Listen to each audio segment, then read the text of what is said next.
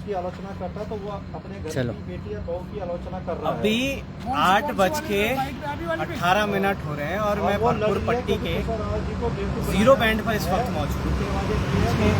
Banner आपको देखने को मिल रहा होगा और ये बैनर आपको सारी कहानी इस वक्त दोहराता हुआ नजर आ रहा है। 2 दिन पहले यहीं पे इसी जगह पर कई बड़ी बड़ी बातें हुई थी और कई चीज़ें मैंने आपको दिखाने का प्रयास किया, आपने समझा भी।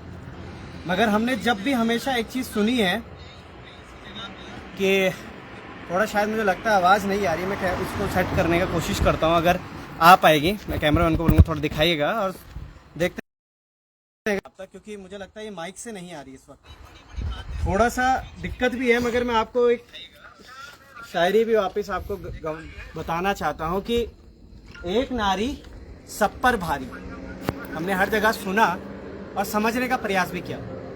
मगर आप ये समझ रहे हैं कि एक नारी सब पर भारी का ये जो कहावत, ये जो हम कहते हैं, ये डायलॉग है, ये क्यों इतना ज़्यादा फेमस है और क्यों इतना ज़्यादा प्रसिद्ध होता हुआ नजर आता है? क्या एक नारी के अंदर वो तकलीफ नहीं होती है, मगर क्या उस तकलीफ का कोई सुनने वाला नहीं होता है? समझने का प्रयास कीजिएगा। एक कहानी से जोड़े चलूंगा, उसके बाद पूरे इस मुद्दे पे आऊँगा कि इस चेहरे को देखकर अंदाज़ा तो आपने लगा दिया होगा कि कितनी शक्ति होती है एक नारी के अंदर तमाम चीज़ें सहने की। 9 महीने तक अपने पेट में एक गर्भ धारण करके हमें इस धरती पर लाना, कितनी कठिनाइयों के साथ सामना करना पड़ता है। और उसके बाद आप समझिएगा इस चीज़ को कि अपनी मूलभूत सुविधाओं को लेकर चीज़ें आज भी वैसी हैं और फिर से उन मूलभूत सुविधाओं को लेकर धूल भापनी पड़ती है। चेहरा आसान होगा आपको पहचानने में, उस पर आओ तो शायद मैं कहूँगा कैमरामैन से थोड़ा सा आगे आएगा। और अब भी मुझे लगता है कि नहीं कहीं से पहचान पा रहे हैं कि आपका चेहरा, सारी स्थितियाँ यहाँ पे बताओ। 3 दिन पूरे हो चुके हैं आज आपको SDM का आना, आपका यज्ञ करवा देना, उससे पहले तमाम अधिशासी अभियंता यहाँ पर आए, उससे तमाम बातें होना, उससे पहले उनका आपको आश्वासन देना, आज फिर से क्या कुछ कहेंगे आप? लोकार्पण को धन्यवाद देना चाहूँगी कि आप इतने दुर्गम पहाड़ों की जो आवाज़ बनने का काम कर रहे हैं, बहुत ही काबिल तारीफ़ है। और इतनी रात में जहाँ कोई दिन में भी पहाड़ नहीं जाना चाहता सुनने के लिए पहाड़ के दर्द को, वहाँ आप रात में भी आ रहे हैं। मैं आपको सलाम करती हूँ और मैं आपके दर्शकों के माध्यम से कहना चाहती हूँ कि आज हमारे भूख हड़ताल का 3रा दिन है। परंतु हो सकता है कि मेरी आवाज़ थोड़ी कम हो गई हो, परंतु मेरी ऊर्जा और मेरा जो हौसला है वो कम नहीं हुआ है। और लगातार हम अपने इस ऊर्जा और इस हौसले से इस लड़ाई को लड़ते रहेंगे। कल रविवार को SDM महोदया कीर्तिनगर यहाँ पहुँची थी हमारी सुध लेने के लिए, और उनकी तरफ से हमको कोई लिखित या मौखिक आश्वासन नहीं मिल पाया। उन्होंने हमसे कुछ मांग पत्र मांगा था, कुछ मांगों को लेके हमने पत्र बनाया जिसमें सभी आम धरना स्थल पे जितने भी गाँव वाले बैठे थे उनकी आम सहमति बनाई गई और कुछ मांगे रखी गई, जिसमें मुख्य मांग मैं आपको बताना चाहूँगी कि जो अधिशासी अभियंता है, लगातार पूरे क्षेत्र ये देख रहा है कि उनका रवैया इतना कठोर है अपनी जनता के अधिशासी अभियंता बन के जल निगम में बैठकर कुर्सी पर सैलरी ले रहे हैं, अपने बच्चों को पाल रहे हैं और बिस्लेरी का पानी पी रहे हैं। उसी जनता के साथ उनका ये रवैया है कि जब भी वो आते हैं सबसे पहले तो वो पता नहीं हंसते क्यों हैं, कि आपको समझ में नहीं आती कि ऐसे भी कर्मचारी होते हैं जो अपनी ही संकट में दुखी जनता के ऊपर हंसते हैं, उन पर तरस नहीं आता, उनका मजाक बनाते हैं। इस हंसी से तो मुझे यही लगता है कि जो अधिशासी अभियंता है वो हमारे लोगों का मजाक उड़ाते हैं, हमें कुछ नहीं समझते। दूसरी बात, उनका इस तरीके से कठोर और गैर जिम्मेदाराना रवैया और व्यवहार देख के हम लोगों की पहली प्रथम मांग ये है कि उनको निष्कासित किया जाए। और साथ में जो उन्होंने 3 माह पूर्व हमको एक इसी जीरो बैंड में एक लिखित आश्वासन दिया था कि हम 31 मार्च तक हर गांव में पानी पहुंचाने का काम करेंगे, जो कि पूरा नहीं हो पाया।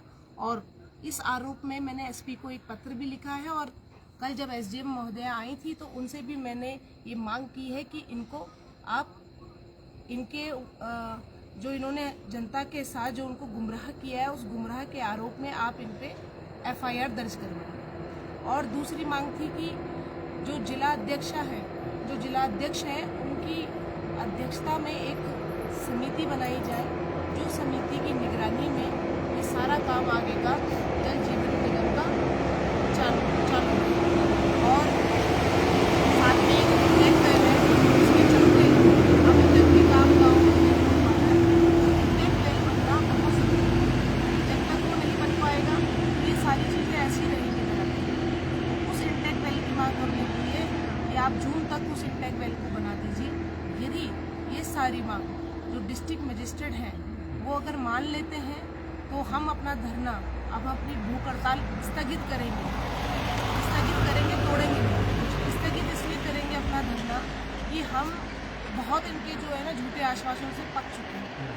हम इनको फिर अल्टीमेटम देंगे, यदि जो समय अवधि तय हुई है उस समय अवधि में अगर काम नहीं होगा तो हम दोबारा से महाभूख हड़ताल के लिए बढ़ेंगे। ये चीज़ें तय की गई, परंतु उससे पहले यदि जिस तरीके से आज भी कोई नहीं आया, आज भी प्रशासन से कोई सुनवाई करने हमारी आया नहीं, तो मुझे लगता नहीं है कि ये मतलब बहुत जल्दी हमारी कोई सुनवाई होने वाली है। मुझे लगता है कि ये बहुत लंबी लड़ाई है और जैसे कि मैं अपने गांव वालों से और जितने भी गांव वाले हैं मैं उनसे पहले ही कह चुकी हूँ ये बहुत लंबी लड़ाई है, हमें बहुत लंबी लड़ाई लड़नी पड़ेगी और इसके लिए मेरे गाँव वाले भी तैयार हैं। तैयारी के साथ हम इस लड़ाई को लड़ रहे हैं। पानी तो हम इनसे लेके छोड़ेंगे, ये हमारा मूल अधिकार है। और यदि इन्होंने हमारी जल्दी ही सुनवाई नहीं करी तो अभी तो मैंने जल त्यागा है, अभी तो मैंने अन्न त्यागा है और आगे मैं जो है जल त्यागने का काम करूंगी और महाभूख हड़ताल चलेगी जिसमें समस्त ग्रामवासी खुद जल और अन्न दोनों का भूख हड़ताल करेंगे। बिल्कुल, मुझे लगता है चीज़ें जितनी भी ज़्यादा आपको स्पष्ट होती हुई नज़र आ रही होंगी इस वक्त, हालांकि मुझे लगता है भी इस वक्त आपको प्रॉपर आवाज़ भी नहीं आ रही, मेरे को कॉल भी आ रहे हैं सामने से कि आवाज़ नहीं आ रही होगी, मगर जितना भी कोशिश है मेरे को लग रहा है कि माइक से नहीं पर वैसे डायरेक्टली आवाज़ आ रही होगी, तो आप समझने का प्रयास कीजिएगा।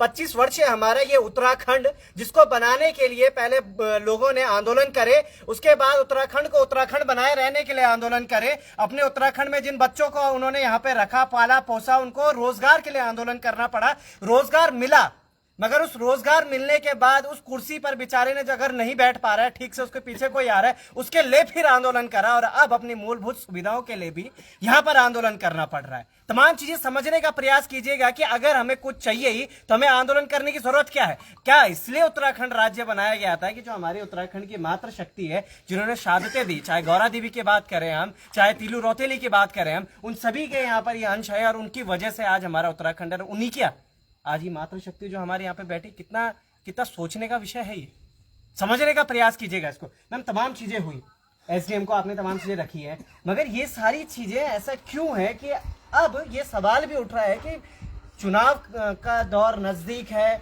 5 साल चले गए और अब 5 साल बाद तमाम चीजें सामने आ रही है, जिसका मतलब जो पुष्पा रावत है वो यहाँ पर अपनी राजनीति चमका रही। सवाल ये भी उठ रहा है, आप पे दागे जा रहे हैं, क्या कुछ कहेंगे, क्या सच में ये राजनीति चल रही है? देखिए, शायद जिन्होंने राजनीति का चश्मा पहना हुआ है, जिन्होंने राजनीति का चोला पहना हुआ है, उनको तो ये राजनीति की ही दिखेगी। परंतु मैं उन लोगों को ये कहना चाहूंगी कि आप ये देखिए कि कितने मूर्ख लोग हैं, इनको खुद ही नहीं पता कि जो इनकी ये जल जीवन मिशन की योजना थी, इसकी जो डेडलाइन थी वो खुद ही 2024 तक थी और आज हम लड़ाई 2025 में लड़ रहे हैं। 24 तक तो हम बात नहीं कर सकते थे ना, क्योंकि हमें पता था कि 24 तक हर घर में पानी आना चाहिए था। हर घर में पानी आएगा तो 24 तक ही आएगा और जिसके लिए ये सारे निर्माण चल रहे थे। और जब हमने देखा कि 24 भी क्रॉस हो गया और जो जल संस्थान है बेचारा, वो भी 35 साल पुरानी जो एक्सपायर हमारी योजना है भरपूर पंपिंग की, वो भी पानी देने में समर्थ नहीं है, तो जिसके चलते हमको फिर ये 2019 से हम जल संस्थान के खिलाफ तो आवाज उठा ही रहे थे, परंतु 2024 के बाद हमको लगा कि भाई ये तो जो नई वाकई में जो 35 साल पुरानी योजना है, एक कपड़ा अगर फटता रहेगा उसे सिल के आप कब तक पहनते रहेंगे। सही बात है। तो जो नए कपड़े के लिए जो माननीय मोदी जी ने पैसा दिया है 33 करोड़ रुपए, इसकी बात करते हैं। जब हमने इसकी लड़ाई लड़नी शुरू करी और इनसे शासन प्रशासन से जवाब मांगा तो ये लड़ाई लड़ते लड़ते आज यहाँ 2025 हम मार्च में यहाँ सड़क पे बैठे। तो मुझे लगता है तो हमने तो सही समय पे अपनी लड़ाई कर दी। और रही बात राजनीति का, मुझे तो कोई पंचायती चुनाव नहीं लड़ने, मुझे कोई जिला पंचायत का चुनाव नहीं लड़ना। और बाकी ठीक है, राजनीति, मैं मुद्दों की राजनीति कर रही हूँ और मुझे गर्व है कि मैं अपनी माता बहनों के, अपने पहाड़ की वो लड़ाई लड़ रही हूँ जो मैं रात में 0 बैंड पे खड़ी होके और भूख हड़ताल करके पानी की आवाज उठा रही हूँ। एक मुद्दा है, एक ज्वलंत मुद्दा है जिससे हर जो ग्रामीण है तो संकट से जूझ रहा है, संकट से निकालने की बात कर रही हूँ। यदि मैं राजनीति कर रही हूँ तो मेरा उन विपक्षी भाइयों से कहना है, मुझे गर्व है कि मैं इस तरीके की राजनीति कर रही हूँ और जब तक जिंदा रहूंगी मुद्दों की राजनीति करती रहूंगी। और तुम्हें भी सीखना चाहिए, अगर तुम्हें जनता के बीच में जाना है तो ये जनता तुमको जो है, यही जनता तुमको नेता बनाएगी, तुमको कोई, तुम्हारी पार्टी तुमको नेता नहीं बनाएगी। इस जनता के लिए काम करोगे, तुम्हें सर पे बैठा के रहेगी।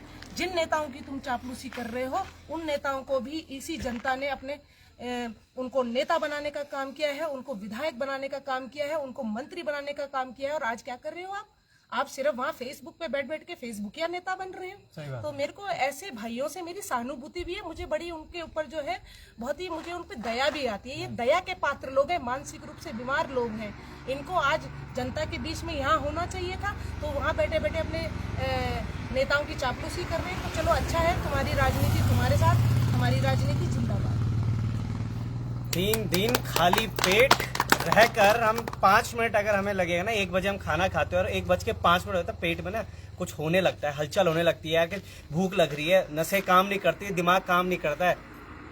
3 दिन भूखे हो चुके हैं और आज भी वही अगर इच्छा शक्ति अंदर है उनके, तो अपने हकों के लिए, अपने के लिए नहीं है, अपने गाँव वालों के लिए, अपने पट्टी वालों के लिए, अपने लोगों के लिए है, जिनको शायद उन लोगों ने, उन नेताओं ने भूल दिया, जिन्होंने 5 साल पहले वोट मांगने तो आपके पास आए थे और आपने थाली पर काजू, किशमिश, बादाम, सेब काटकर उनके सामने परोसे थे। माफ कीजिएगा, कभी विरोध नहीं करता हूं इन चीजों का, मगर यहाँ पर शायद सरकार किसी की भी होती तो ऐसी ही आवाज होती है, ऐसी ही बातें होती कि अगर आप काजू, किशमिश, बादाम खाना चाहते हैं और जानते हैं उनको खाना, तो भाई उन गाँव वालों में से किसी एक से पूछेगा, भाई इस गाँव की तकलीफें क्या है, उसकी एक पर्ची लेकर अपने 5 साल काम कीजिएगा उस पर, ताकि ये जो जनता है वो रास्ते पे ना आए, ये धूल भागती हुई नजर ना आए।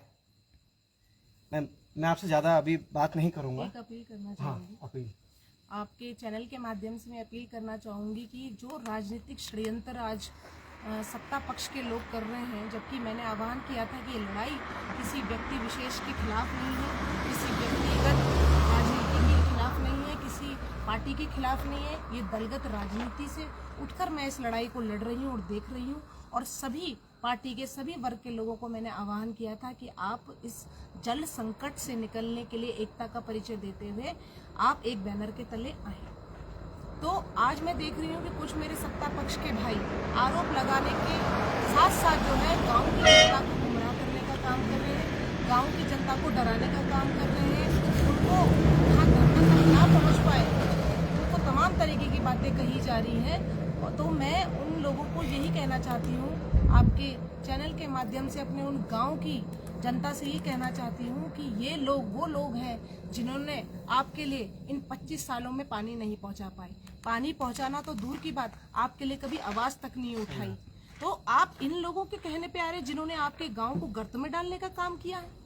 तो मैं यही कहना चाहती हूँ कि अभी भी अगर इन्हीं लोगों के पीछे भेड़ चाल के लिए चलते रहेंगे तो फिर कुछ नहीं हो पाएगा। मैं समस्त जोधपुर पट्टी, गोगी पट्टी, पूरे नरेंद्र नगर विधानसभा की गांव की जनता का आह्वान करती हूँ कि आप इस भूख हड़ताल में ज़्यादा से ज़्यादा अपनी संख्या सुनिश्चित करें। जितना कष्ट आप पानी के लिए झेलते हैं, सैकड़ों किलोमीटर आप जो है सर पे सार के पानी को ले जाने का काम करते हैं, और आपकी जो आज स्थिति है, इस सरकार ने आपको मजदूर बना के रख दिया है। अभी भी आप इनकी सुनते रहेंगे तो कभी नहीं जाग पाएंगे। इतना कष्ट तो आप करते हैं। यहाँ भूख हड़ताल पे आने के लिए भी मैं समझती हूँ कि मेरी माता बहनों को जो है बहुत कष्ट होता है, क्योंकि गांव के सारे जो काम होते हैं, तमाम घर के काम होते हैं, बच्चों के काम होते हैं, और जो घर में हमारे जानवर हैं उनको पालने का काम सारी महिलाएं करती है। पूरा जो है जिम्मेदारी महिलाओं पे। परंतु मैं उन महिलाओं को कहना चाहती हूँ बहुत शक्तिवान है।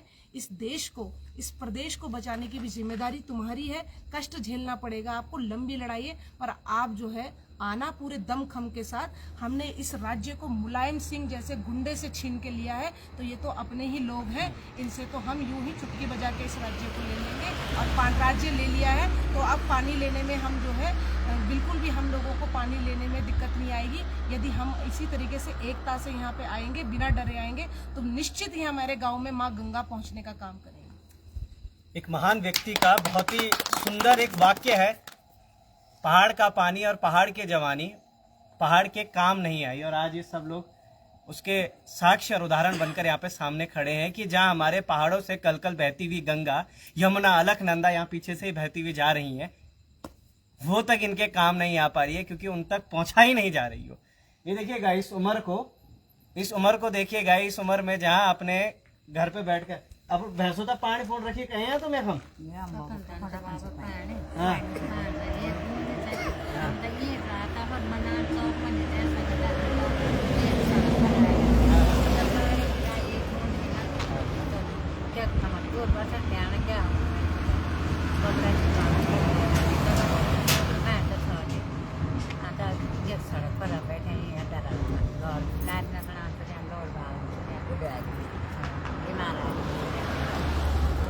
कभी आइएगा और उनके सर पे ऐसे हाथ रख के ना देखिएगा कितने बड़े बड़े छाले भी हो रखे होंगे कि दूर दराज जाकर अपने सर पर पानी लेके आते हैं। और एक बार लाना हो तो बात अलग है, कम से कम 50 बार उनको जाना पड़ता है, उसी रास्ते अपने सर पर वो लाना पड़ता है और वो पानी पीने के लिए नहीं मिलता है। वो दर्द के सो बहते हुए जो आंसू होते हैं ना, उनको एक गिलास में इकट्ठा करते होंगे और वो पीते होंगे, क्योंकि वो पानी हमारे जानवरों के काम आएगा, वो पानी हमारे सब्जियों के काम आएगा। हम कल खाएंगे क्या? माता है यहाँ पर हमारी, और मेरे पैर अभी से ऐसे सो गए हैं, पता नहीं 3 दिन से कैसे बैठ के रहो। एक चेहरा मास्टर जी का हम दरअसल देखते हुए नजर आ रहे हैं। मास्टर जी, आपकी पट्टी, भरपूर पट्टी, तमाम जो लोग हैं यहाँ पे बात करते हुए नजर आ रहे हैं, क्या कुछ कहेंगे इस पूरे विषय में कि अब जब चीजें नहीं हो रही तो फिर मास्टर जी को आपको हड़ताल पर बैठना पड़ा?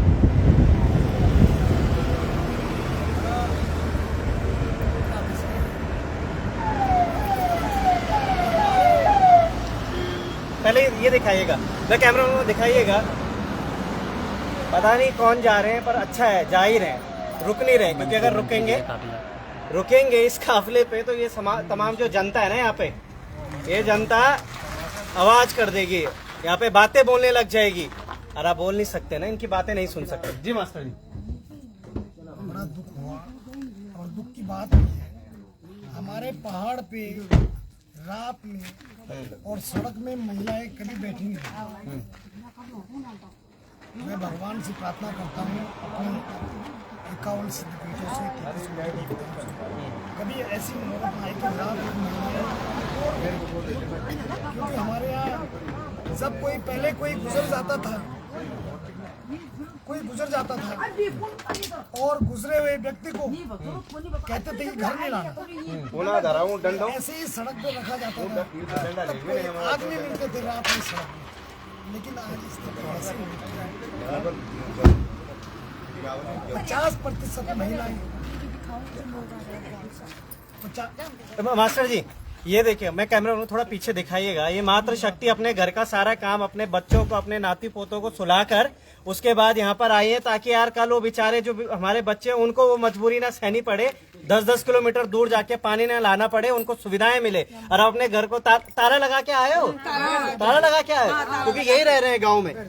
मास्टर जी, मैं आता हूँ, यही लोग हैं जो हमारे गांव पहाड़ों में बचे हुए हैं, वरना तो आधा से ज्यादा पलायन हो गया, और अब ये भी अपने घर पे ताला लगाकर यहाँ पे मौजूद है। स्पष्ट कहानी है हमारे पहाड़ों की, और इन पहाड़ों में बहुत कुछ है, जड़ी बूटी से लेकर तमाम चीजें यहाँ पर है। मगर आज ये लोगों के जो यार, कितने दूर से आए आप यहाँ पे? बहुत दूर से आए, 10 किलोमीटर यहाँ से आए। क्यों, क्या जरूरत है यहाँ आने की? ये पानी की वजह से हमको बहुत परेशानी है, बहुत कितने सालों से? बहुत सालों से ये हमेशा ऐसे ही चलता रहे।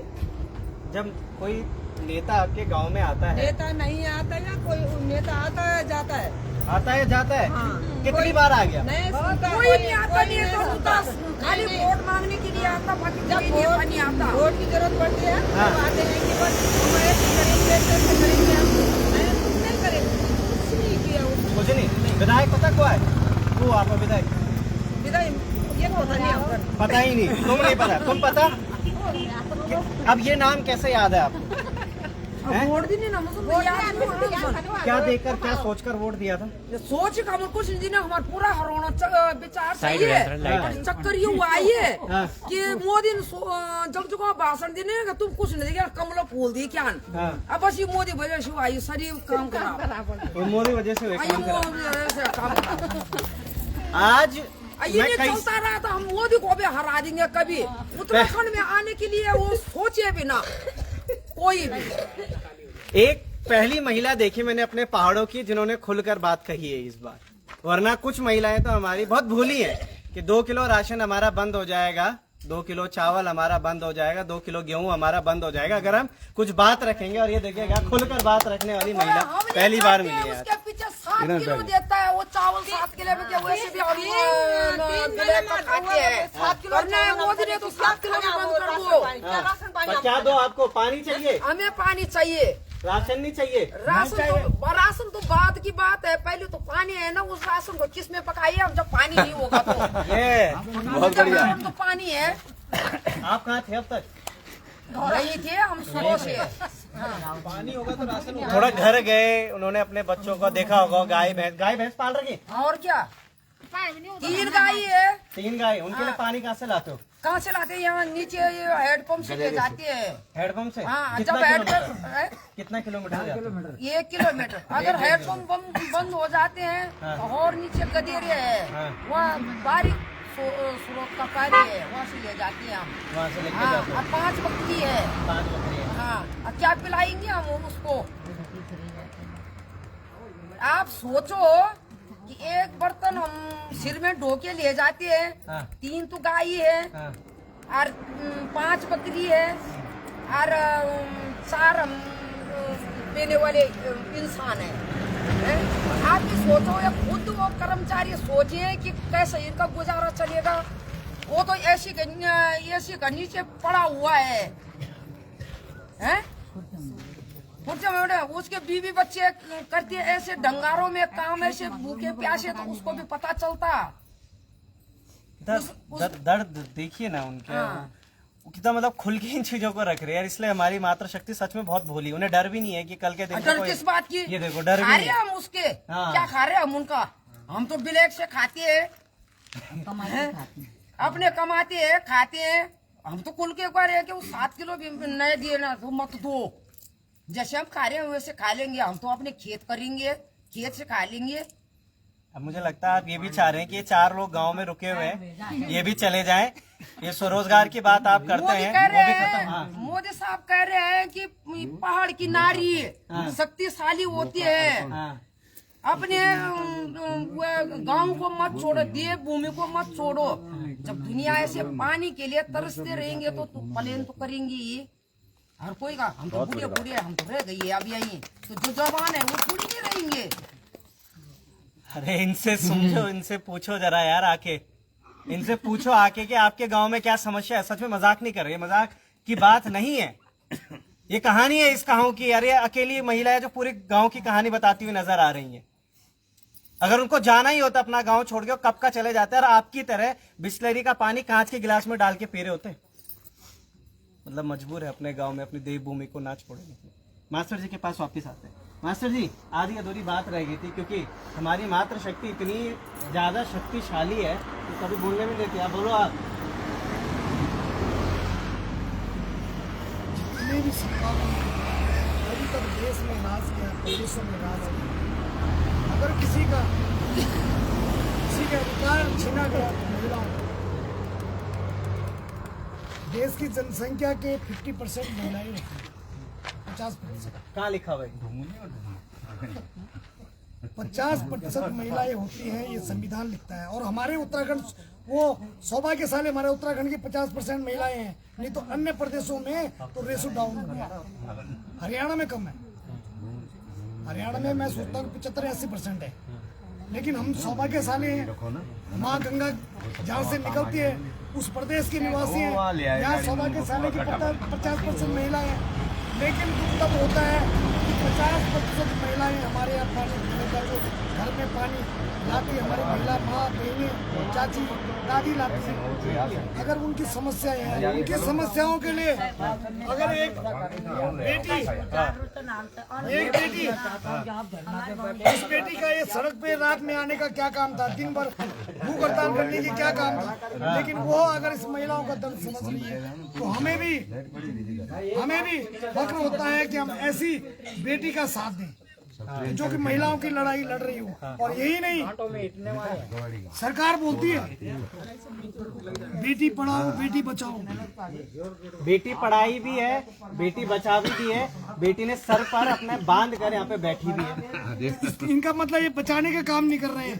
इन्होंने अंकिता के साथ क्या किया, ये बेटी आज अगर आमरण अनशन पे बैठी है, अगर कुछ हो जाता है उसका दोषी कौन है? ये सरकार है। संसद में अगर 50% महिलाएं भारतवर्ष में निवास करती है तो संसद में ये बिल ला के मुझे तो समझ में नहीं आता कि सैकड़ों साल लग जाएंगे। संसद में 50% महिलाओं का आरक्षण आज तक लागू नहीं हुआ। मास्टर जी, हम ये सारी संवैधानिक तौर पर जो बातें हो रही है हमको बहुत अच्छे सेशन में करेंगे, मगर आज बात करते हैं भूख हड़ताल के बारे में। तमाम चीजें हुई हैं, हमने पुष्पा रावत को देखा था, उन्होंने जब भरपूर पट्टी या फिर दोगी पट्टी में तमाम बातें रखी, या वो 5 तारीख को धरने पर बैठ रही हैं। हमने ऐसे उनका सोशल मीडिया पे भी देखा था कि सोशल मीडिया पे लगातार चलता हुआ नजर आ रहा है, मगर अचानक ही दिनेश चंद मास्टर, माफ कीजिएगा ये सवाल है, दिनेश चंद मास्टर का 5 तारीख को यहाँ पर आना और आह्वान कर देना कि मैं भूख हड़ताल पर बैठ रहा हूँ, इससे पहले क्यों नहीं चीजें हुई थी? कौन चाहता है कि मेरी बेटी मेरे सामने भूख हड़ताल पे बैठे, लेकिन उसके अंदर पीड़ा थी, अपने क्षेत्र की पीड़ा थी, अकेली है, क्या परिवार है उसका, क्यों उससे कुछ लालच होता है उस पानी से, लेकिन अपने क्षेत्र की पीड़ा, अपनी बहनों की पीड़ा, माँ की पीड़ा, अपनी भौजी की पीड़ा, भाभी की पीड़ा, दीदी की पीड़ा, उस पीड़ा के तहत ही वह और ये बेजुबान जानवर जो जिनको छोड़ा गया है, इनकी आवाज हमारी बेटी पुष्पा रावत है, उनको पानी पीने के लिए चाहिए। सही बात। लाने वाला कौन होता है? हमारी मातृशक्ति होती है। सही बात। अगर पानी नहीं रहेगा, जल ही नहीं रहेगा तो जीवन कहाँ से रहेगा? सही बात है, बिल्कुल बिना सही बात। लाइट का आदमी रह सकता है, बिना पानी का नहीं। और जिस तरह से ये सरकारें और प्रशासन कर रहा है, मैं सोचता हूँ देवी स्वरूप है, और हमारे यहाँ नवरात्रि मनाते हैं, वो नवरात्रों की देवी है, 9 देवियों में से, और आज चैत्र माह का महीना है।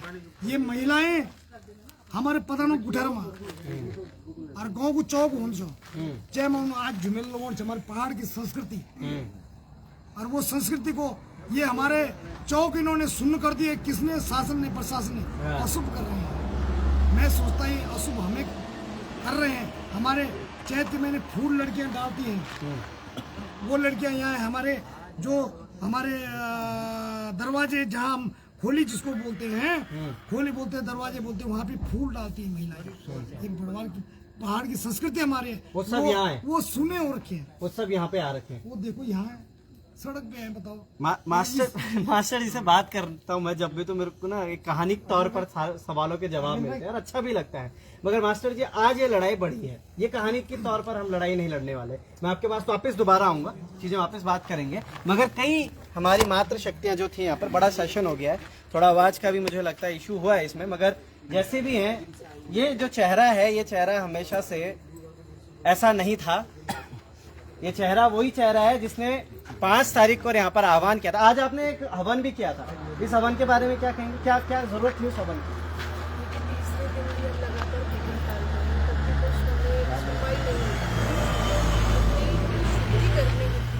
हमने एक हवन किया था कि ताकि इनको भगवान सद्बुद्धि दे और ये जल्द से जल्द जो है जनता के हक में एक ठोस आश्वासन देने का काम करें, जल संकट निवारण करने का काम करें। और कुछ लोग ऐसा भी नहीं है कि मतलब जैसे मैंने आपको बताया कि दलगत राजनीति से मैं ऊपर उठ के इस लड़ाई को देख रही हूँ। बहुत से लोग इस पे आरोप प्रत्यारोप कर रहे हैं, पर बहुत से ऐसे लोग भी हैं, जैसे ये हमारे साथ बाबा जी हैं, ये डोगरी से आए हैं और मेरे दादाजी के समान है, ये भी बीजेपी से, परंतु ये किसे सपोर्ट करते हैं नहीं करते हैं इनका निजी विषय है, परंतु ये पानी के विषय में ये हमको समर्थन देने आए हैं। इनका निजी विषय है किस पार्टी से है क्या करते हैं, परंतु इन्होंने ये सब कुछ दुख देख के इस जल संकट के आंदोलन को किया है। इस आंदोलन को और मैं चाहती हूँ कि आप देखिए, इसे सीख लीजिए कि हमारे साथ जब इस लड़ाई में दलगत राजनीति को छोड़ के देख रहे हैं, तो आपको भी इनसे सीख लेनी चाहिए और इस धरने को सिर्फ इस बात को समर्थन देना चाहिए कि हमारा जो क्षेत्र है वो जल संकट से जूझ रहा है। यदि हम एक नहीं हुए और पार्टी बात करते रहे तो पार्टी करके तो आपने देख लिया 10 साल आप ही की पार्टी ने राज किया उत्तराखंड में, तब भी जनता जो है त्राहिमाम कर रही है। चाहे उत्तरकाशी का गंगा का उद्गम स्थल हो, चाहे संगम का ये देवप्रयाग आते हैं आपके पास। मैम ने आप तक भेजा है मेरे सर, क्या कुछ कहेंगे पूरे इस विषय में? मैं पकड़ आप पकड़ो, मैं पकड़ने वाला नहीं हूँ, मैं करने वाला हूँ, क्या करने वाला हूँ। पर लेकिन प्रशासन और शासन क्या होता है मेरे को ये समझ में नहीं आई। तो शासन क्या है, प्रशासन क्या है? शासु कौन है? शासन। प्रशासन कौन है? ये जो हमारे नेता शासन के हैं, आज हमारे को एक दिन देखने के लिए आ रहे हैं। सुबोध को लाओ, जिताओ सुबोध भाई, हमको अनाज देगा, मोदी हमको अनाज देगा 5-5 किलो अनाज में। इस 5-5 किलो अनाज में नहीं भाई हमारा गुजारा होगा। तुमने 5 किलो अनाज हमको दिया,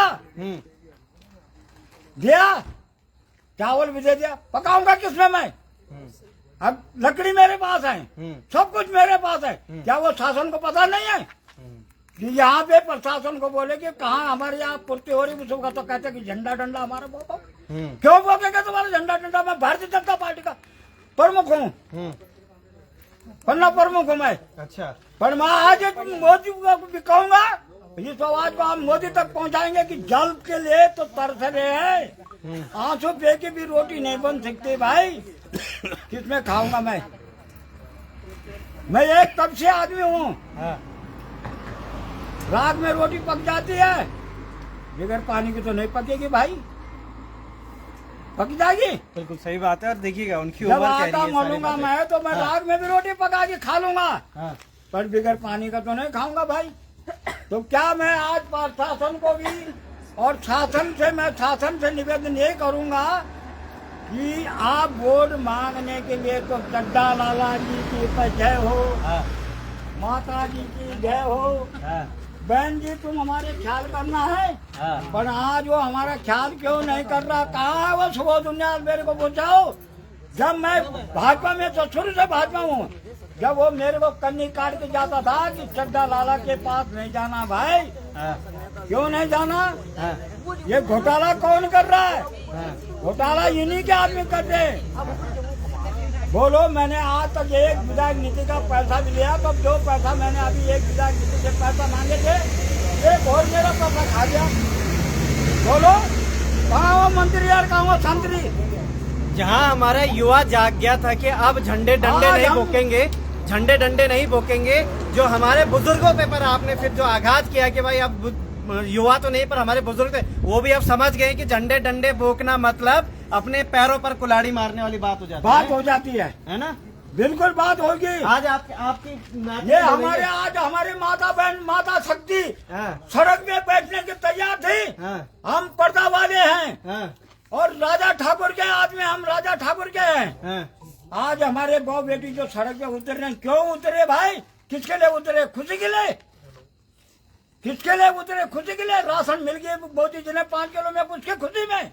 हमको जल की खुशी नहीं है भाई, जल के दुख में उतरे कि जल नहीं मिल रहा हमको। मैं ज्यादा बात करूंगा ना, उनसे सारे चिट्ठे खोल देंगे। वो बहुत पुराने आदमी है। सर से बात करते हैं थोड़ा। सर, जल पुरुष कहा गया है आपको?